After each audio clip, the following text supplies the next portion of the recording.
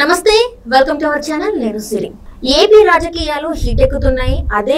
అదే టైంలో వైసీపీ నేతలు కూడా చాలా మంది పక్క పార్టీల వైపు చూస్తున్నారు. మనం ఆల్రెడీ చూస్తూనే ఉన్నాం పక్క పార్టీల వైపు ఎంతమంది వెళ్ళారు ఏంటని. అయితే ఇప్పుడు ప్రముఖంగా వినిపిస్తున్న వార్త ఏంటంటే ఇంకొక ఎంపీ కూడా టీడీపీ సైకిల్ ఎక్కబోతున్నారని అయితే మనకి వార్తలు వస్తున్నాయి. సో అది ఎవరు, ఏంటి, ఎందుకు ఇంతమంది ఇంకా వలసలు వెళ్తూనే ఉన్నారు? సో ఈ అంశాన్ని మనకి వివరించడానికి మనతో పాటు ఉన్నారు ప్రముఖ సీనియర్ పొలిటికల్ అనలిస్ట్ అంకమరావు గారు. నమస్కారం సార్. నమస్తే అండి. సార్, ఇప్పుడు చూస్తున్నట్టయితే వైసీపీకి అసలు గడ్డు కాలం లాగా అనిపిస్తుంది సార్. ఎందుకంటే రోజుకొకరు వెళ్ళిపోతున్నారు. సో ఇప్పుడు ఉన్న టైంలో చూస్తుంటే నెల్లూరు కంచుకోట లాగా ఉన్న వైసీపీ కోట కూడా బద్దలయ్యేలాగా కనిపిస్తుంది. వేమిరెడ్డి ప్రభాకర్ రెడ్డి గారు కూడా సైకిల్ ఎక్కబోతున్నారని చెప్పి మనకు వార్తలు వస్తున్నాయి. ఇందులో వాస్తవం ఉందంటారా సార్? అంటే శ్రీ గారు, ఇక్కడ ఒకటి మీరు ఆలోచించుకోండి. గత ఎన్నికల్లో చూసుకుంటా ఉంటే వైఎస్ఆర్సీపీ పార్టీకి కర్నూలు అంటే 14 స్థానాలు, కడప 10 స్థానాలు, నెల్లూరు 10, విజయనగరం 9, అంటే ఈ 4 జిల్లాలకు కలిపి 43 నియోజకవర్గాలు. ఈ 43 నియోజకవర్గాల్లో ఒక్క నియోజకవర్గం కూడా తెలుగుదేశం పార్టీ గెలవలేదు.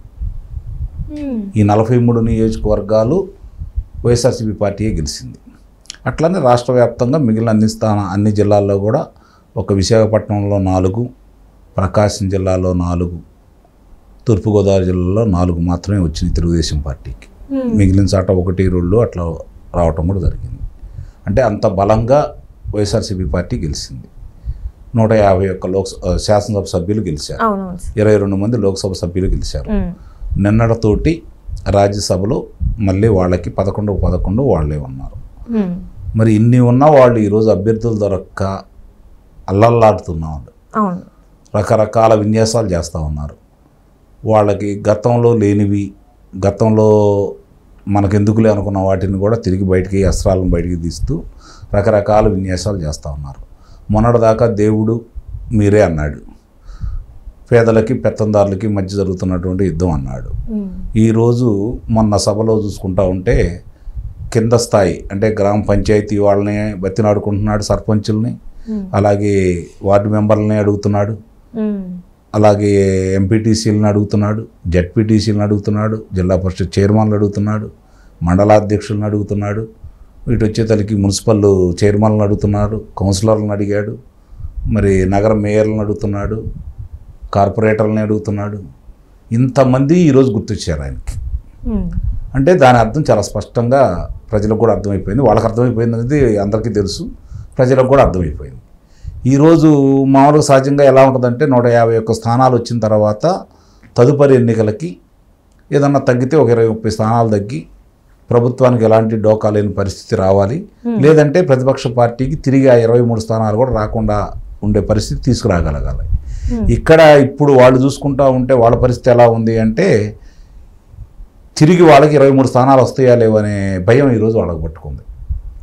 ఇక చూసుకుంటా ఉంటే లోక్సభ సభ్యుల్లో తెలుగుదేశం పార్టీ 3 గెలిచింది. ఈ తర్వాత వీళ్ళు 1 గెలుస్తారా అనే సందేహం కూడా ఈరోజు కనపడతా ఉంది. ఈరోజు వాళ్ళకి వాస్తవంగా కనుక చూసుకుంటా ఉంటే బలంగా మేము గెలుస్తాం అనుకునే స్థానాలు 2 కనపడుతున్నాయి. 1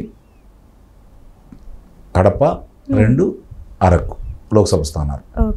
మిగిలిన చాట వాళ్ళు కూడా అంటే 20 స్థానాలు తెలుగుదేశం పార్టీకి వస్తాయి. మిగిలిన 3 స్థానాలు నువ్వా నేను అన్నట్టు, అంటే తెలుగుదేశం పార్టీ జనసేన కలిసి మిగిలిన 3 స్థానాల్లో నువ్వా నేను అన్నట్టునే జరుగుతూ ఉంది.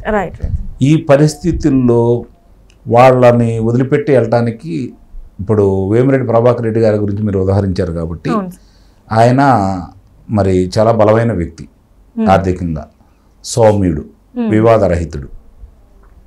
మరి అలాంటి వ్యక్తి కూడా ఆ పార్టీని వదిలిపెడుతున్నాడు అంటే ఆయన అంత మానసిక క్షోభకు గురై ఉంటాడో ఆలోచించుకోవాలి. లేకపోతే అంత తొందరగా దాన్ని వదిలిపెట్టి రాడు కదా. అంటే ఇప్పుడు జరుగుతున్న పరిణామాలు చూసుకుంటా ఉంటే నెల్లూరు చూసుకుంటా ఉంటే ముందుగానే 3 బయటకు వచ్చారు. మేకపాటి చంద్రమోహన్ రెడ్డి గారు, అలాగే ఆనం రామనారాయణ రెడ్డి గారు, కోటమిరెడ్డి శ్రీధర్ రెడ్డి గారు. ముఖ్యంగా కోటమిరెడ్డి శ్రీధర్ రెడ్డి గారు, ఆనం నారాయణ రెడ్డి గారు వాళ్ళిద్దరు దూకుడు చూస్తున్న తర్వాత మిగిలిన వాళ్ళందరూ ముందుకు వచ్చేసి వాళ్ళకి సంఘీభావం తెలుపుతూ ఇప్పుడు పరిస్థితి ఎలా ఉందంటే 10కి 10 స్థానాలు తిరిగి తెలుగుదేశం పార్టీ గెలుచుకునే పరిస్థితి, జనసేన పార్టీ కలిపి నెల్లూరులో గెలిచే పరిస్థితి కనపడతా ఉంది. ఇప్పుడు దాంట్లో ఆదాల ప్రభాకర్ రెడ్డి గారు కూడా మళ్ళీ పార్టీ మారతారనే ప్రచారం జరుగుతూ ఉంది. ఇది ఎంతవరకు నిజం అనేది మామూలుగా ప్రజలు కూడా ఈరోజు ఆలోచించుకుంటూ ఉన్నారు.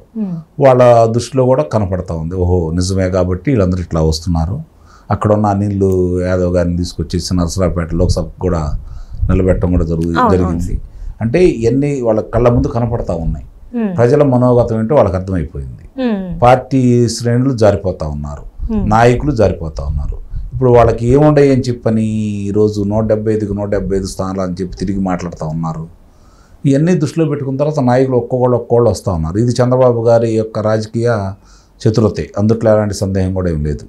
అందరూ ఒకేసారి వస్తే దాని గురించి ఒకరోజు మాట్లాడుకుంటారు, 2 రోజులు మాట్లాడుకుంటారు, తర్వాత దాని గురించి మర్చిపోతారు.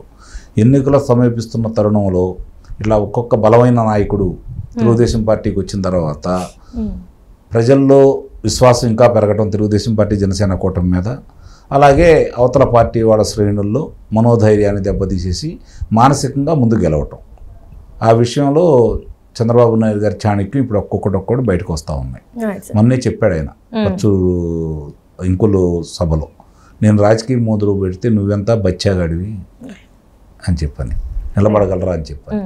కాబట్టి ఇప్పుడు ఆయన రాజకీయం చాణక్యం అనేది ఒక్కొక్కటి ఈరోజు బయటకు వస్తూ ఉన్నాయి.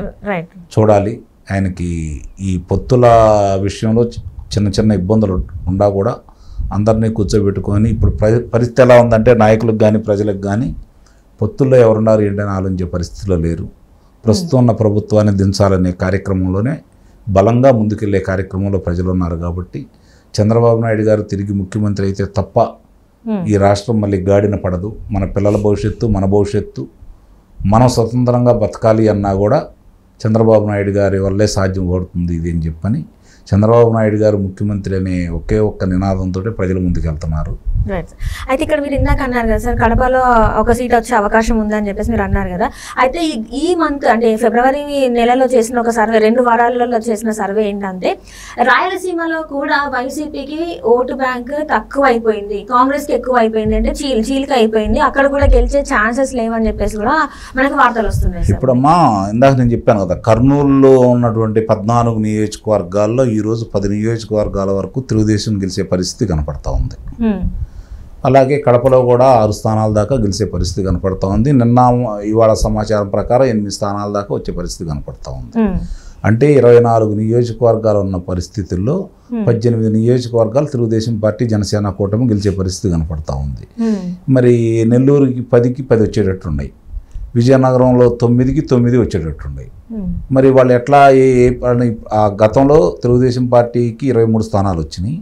ఇవాళ ప్రజాభిప్రాయం ప్రకారం చూసుకుంటా ఉంటే ప్రజల ఆగ్రహాన్ని మనం గనక బేరీజ్ వేసుకుంటే 9 స్థానాల లోపే ఈ పార్టీకి వచ్చే పరిస్థితి అయితే కనపడతాం.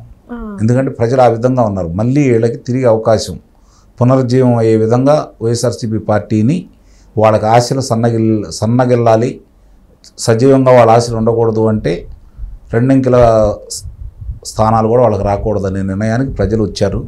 అదే విషయాన్ని వాళ్ళు నిరూపించబోతున్నారు రేపు ఓటనే ఆయుధంతో.